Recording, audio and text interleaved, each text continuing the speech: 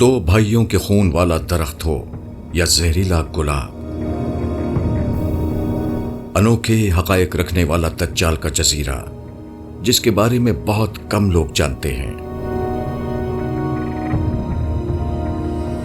دجال کا نام برائی کے حوالے سے لیا جاتا ہے۔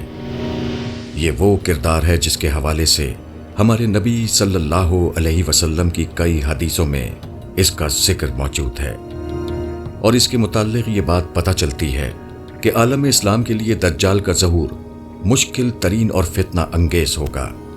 شیطانی قوتوں کا مظہر دنیاوی طاقتوں سے مالا مال ہوگا، اور اس کے ذریعے وہ دنیا میں تباہی مسلط کرے گا۔ لیکن بحیرہ عرب میں ملک یمن میں واقع سختری نامی ایک ایسا جزیرہ ہے جس کو دجال کا جزیرہ بھی کہا جاتا ہے۔ اس جزیرے کے شمال میں جزیرہ نما عرب پر واقع یمن ہے، تو مغرب میں افریقی ملک صومالیہ واقع ہے، جنوب میں بحیرہ ہند ہے، تو شمال مغرب میں دنیا کی اہم ترین تجارتی گزرگاہ ہے۔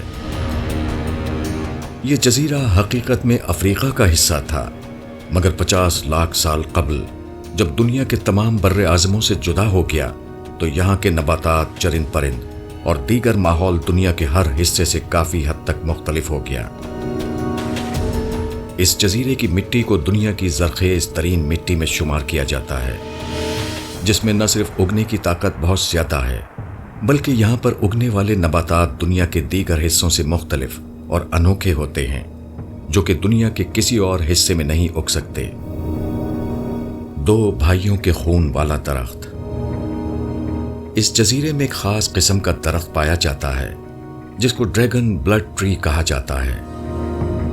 مقامی لوگ اس درخت کو دم الاخوین کے نام سے بھی پکارتے ہیں، جس کا مطلب ہے کہ دو بھائیوں کے خون والا درخت۔ اس درخت کے تنے سے خون کے رنگ کا ایک رس نکلتا ہے، جس کو دیکھ کر ایسا محسوس ہوتا ہے کہ جیسے درخت سے خون نکل رہا ہو۔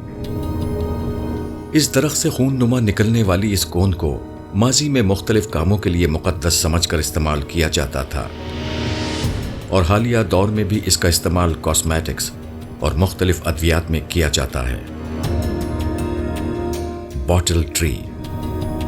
اس جزیرے میں ایک اور انوکھا پودا جو پایا جاتا ہے وہ باٹل ٹری ہے، جس کا تنا نیچے والے حصے میں بوتل کی طرح چوڑا ہوتا ہے، جبکہ اوپر جاتے جاتے یہ پتلا اور نازک ہو جاتا ہے۔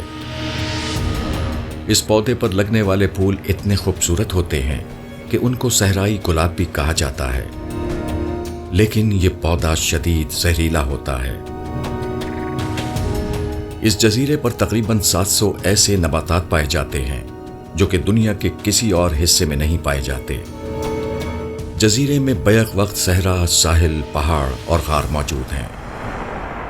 اس جزیرے میں ایک جانب تو سفید مٹی کے ساحل موجود ہیں، تو دوسری جانب اسی مختصر سے جزیرے میں 1500 میٹر بلند پہاڑ بھی موجود ہیں، جہاں پر ایسے غار موجود ہیں جہاں پر قدیم دور کے انسانوں کے نشانات موجود ہیں، جو شاید یہ ثابت کرتے ہیں کہ یہ جزیرہ روز اول سے انسانوں کا مسکن تھا۔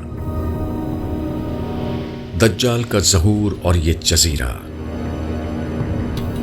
جس طرح کہا جاتا ہے کہ دجال کا ظہور مشرق سے ہوگا اور ایسی جگہ سے ہوگا جہاں پر مشرق وسطیٰ کو وہ متاثر کر سکے، اس کے علاوہ اس کی رہائش کی جگہ بھی منفرد ہوگی۔ ان تمام نشانیوں کے سبب لوگ اس جزیرے کو دجال کے جزیرے کے نام سے پکارتے ہیں۔